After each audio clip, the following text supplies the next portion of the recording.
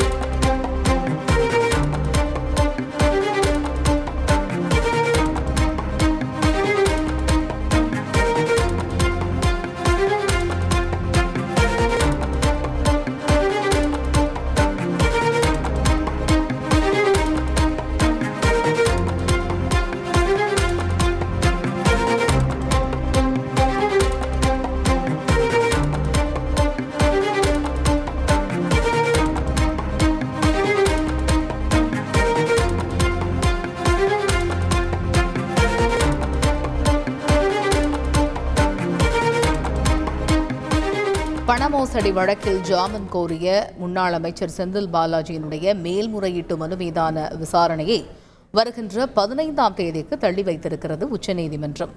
இது பற்றிய விவரங்களை செய்தியாளர் வெங்கடேசன் விவரிக்க கேட்போம். முழு விவரங்கள் என்ன வெங்கடேசன், விவரிங்க.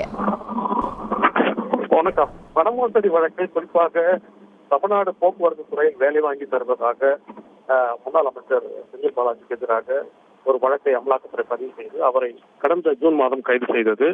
இதில் ஏற்கனவே அவரது ஜாமீன் மனுவை சென்னை உயர்நீதிமன்றம் நிராகரித்த நிலையில் ஜாமீன் மேல்முறையீடு மனு தாக்கல் செய்து தற்போது உச்சநீதிமன்றத்தில் அந்த வழக்கு விசாரணை நடைபெற்று வருகிறது. இந்த வழக்கை உச்சநீதிமன்ற நீதிபதிகள் அபய் சோகா, உஜ்ஜல் பையன் ஆகியோர் அடங்கிய அமர்வு விசாரித்து வருகிறது.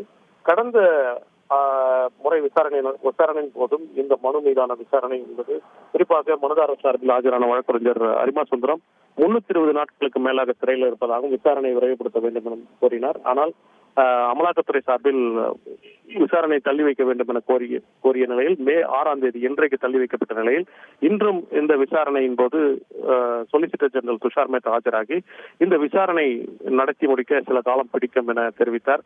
அப்போது செந்தில் பாலாஜி தரப்பில் ஏற்கனவே அவர் சிறையில் 328 நாட்கள் சிறையில் இருப்பதாகவும் விசாரணை விரைவுபடுத்த வேண்டும் என தெரிவிக்கப்பட்டது. இருப்பினும் இந்த விசாரணையை தள்ளி வைக்க வேண்டும் என்ற அமலாக்கத்துறையின் கோரிக்கை ஏற்று இந்த மேல்முறையீடு விசாரணையை மே 15ஆம் தேதிக்கு உச்சநீதிமன்றம் தள்ளி வைத்துள்ளது.